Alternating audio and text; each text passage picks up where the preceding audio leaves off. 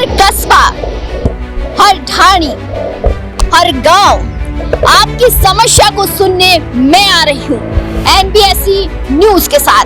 अगर आपकी भी कोई समस्या है, आपके गांव की समस्या हो या आपकी समस्या हो, समस्या आपके सरपंच की हो या आपके प्रधान की हो, या कहनी हो कोई बात जो सीधी पहुंचे सरकार तक, वो बात पहुंचाने के लिए मैं आ रही हूँ आपके पास।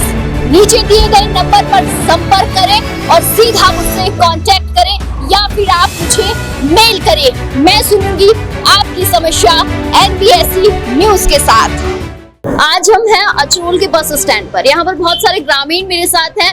हाल फिलहाल में लोकसभा चुनाव संपन्न हुए हैं, उनसे जानते हैं कि लोकसभा चुनाव में उनकी भागीदारी कैसी रही है, किस पार्टी को वोट दिया है, क्यों दिया है, किन मुद्दों को देखकर दिया है। मेरे साथ क्या नाम है सर? मेरा नाम चौथमल गुजर है। मैं ग्राम पंचायत लवाना का रहने वाला हूँ। अणी गांव है मेरा। और जो अभी हाल ही में लोकसभा चुनाव हुए हैं उनमें हमने कांग्रेस पार्टी को समर्थन करा है और अनिल जी चोपड़ा जी को भारी मतों से जिताकर भेजेंगे, हमारी पंचायत से भी और जयपुर ग्रामीण से भी। ये क्यों दिया है हमने समर्थन और वोट उनको, ये इस वजह से दिया है क्योंकि आज जो महंगाई आसमान छू रही है नरेंद्र मोदी जी के राज में, वो बहुत ही ज्यादा है। आज दयनीय स्थिति हो गई है। शेयर मार्केट सब में इतना बुरा हाल है कि गरीब और भी गरीब होता जा रहा है। और जो बड़े बड़े ये विजय माल्या हैं और है नीरव मोदी है, ये सब ये बड़े जो अंबानी जी है, अडानी जी हैं, ये सब मोदी जी के बखान करते हैं और ये माल कमा रहे हैं। और जो गरीब है जो गरीब ही होता जा रहा है, ऐसा काम है। अच्छा, एक सवाल पूछती हूँ। अनिल चोपड़ा के सामने तो राव राजेंद्र सिंह भी थे, वो भी कड़ाके की टक्कर दे रहे थे। उनको क्या लगता है राव राजेंद्र सिंह को कितना प्रतिशत मत मिला होगा आपके आसपास के गांव की? मैं बात करूँ, ग्रामीण की बात कर लेती हूँ। मैं मेरे बूथ की बात कर लेता हूँ आपको। ग्राम पंचायत लवाना के अणी मेरे राजकीय प्राथमिक विद्यालय में बूथ था हमारा, तो उसकी बात कर लेता हूँ। लगभग 630 वोट पड़े हैं, जिनमें से 400 वोट अकेले अनिल चोपड़ा जी को गए हैं। और राव साहब तो पहले से ही राजा आदमी है, उनको तो चुनाव लड़ने की आवश्यकता ही नहीं है। पहले बात तो पहले भी लालचंद जी कटारिया जब कांग्रेस से चुनाव लड़े थे, केंद्रीय ग्रामीण विकास राज्य मंत्री रहे थे, उस टाइम में भी उनको पटक नहीं मिली थी। अब की बार फिर मिल जाएगी। अनिल चोपड़ा एक युवा जोशीला उम्मीदवार। लेकिन कहा तो ये भी जा रहा है कि यूथ को ही क्यों मौका दिया है, यूथ क्या करेगा? क्योंकि राव राजेंद्र सिंह तो पुराने हैं, पार्टी के पुराने नेता है, तो वो ज्यादा समझते हैं चीजों को। देखो, यूथ को इस वजह से मौका दिया है, जो हमारे पूर्व उप मुख्यमंत्री सचिन पायलट जी हैं, उनकी भी सोच यही है कि युवा सबसे आगे आए और युवा को ही चुनाव लड़ाएंगे। युवा ही जो देश की सबसे बड़ी पंचायत है, संसद लोकसभा, उसमें यही मुद्दे उठा सकते हैं और किसी की बस की बात नहीं है। अब ये तो क्या है, जो बूढ़े हो गए हैं, जो पहले सचिन पायलट भी तो यूथ है, सचिन पायलट भी आगे आ सकते थे, उन्हें थोड़ी किसी ने रोका था, वो तो खुद पीछे हट गए। खुद गोविंद सिंह डोटासरा भी थे साथ में, कई बड़े ऐसे कांग्रेस के नेता थे जो खुद क्यों पीछे हुए फिर? देखो, पायलट साहब के पास परवारी का चार्ज था। पायलट साहब चुनाव नहीं लड़ सकते क्योंकि उनको जनसभाएं करनी थी, पूरी बागा दौड़ी उनके पास थी पूरी। जो अपने डोटासरा जी की बात करें तो डोटासरा जी भी प्रदेशाध्यक्ष हैं, उनके पास भी बहुत बड़ी जिम्मेदारियां हैं। किन किन को वोट कैसे कैसे डलवाना है, कहाँ जनसभा करनी है, कैसे करनी है, ये सब उनके ऊपर था। और जो टीकाराम जी जूली है हमारे प्रतिपक्ष के नेता, उनके पास भी बहुत बड़ी जिम्मेदारी है।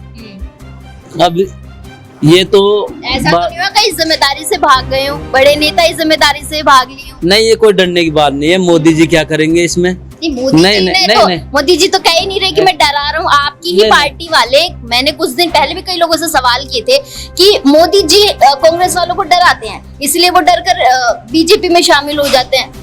वो तो देखो, जो गफड़ेबाज थे, जो भी हमारे कांग्रेस पार्टी के थे या अदर पार्टी के थे, उनको कहीं डर लग रहा होगा ईडी का, इनका CBI का, इनका, इस वजह से चले गए होंगे।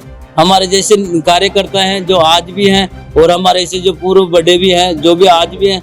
अब ये तो कोई जो इनके अंधभक्ति में गए तो जाने दो उनको, उससे कोई फर्क नहीं पड़ता है।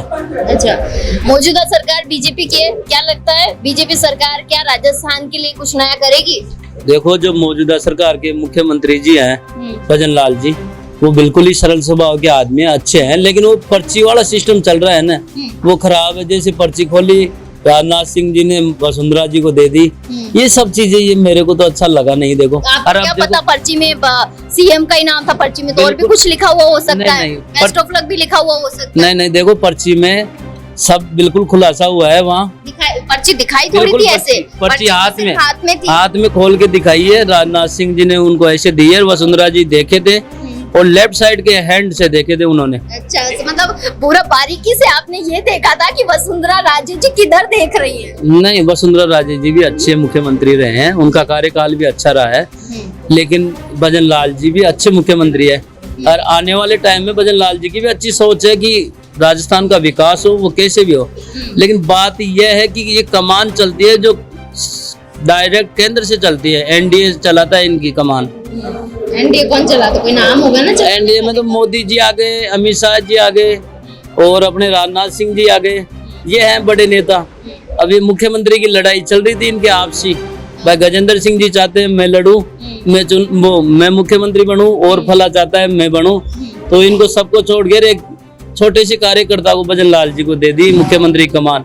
तो बहुत बड़ी सौभाग्य की बात है, एक ब्राह्मण को दिया है, 15 साल बाद में फिर ब्राह्मण को एक मौका दिया है। अब क्या लग रहा है, लोकसभा चुनाव संपन्न हो गए, 25 सीटें, क्या लगता है कांग्रेस के खाते में कितनी जाएंगी? क्योंकि बीजेपी पूरे उनकी डंके की चोट पे कह रही है कि हम तो एक सीट नहीं जाने देंगे कांग्रेस के पास। आपको क्या लगता है, क्योंकि आप तो कांग्रेस वाले हैं, देखो सीटें जाएंगी? मेरा तो कहना यही है, जयपुर ग्रामीण भी हम जीत रहे हैं, सीकर भी हम जीत रहे हैं, भरतपुर भी हम जीत रहे हैं, दौसा भी हम जीत रहे हैं, अनुमानित तो हमारी 13 सीट आएगी। और ये मैं नहीं कह रहा हूँ, ये जनता जनार्दन कह रही है, जिन्होंने मत एवं समर्थन दिया है ना, ये सब कह रहा है। चलिए, बहुत बहुत शुक्रिया।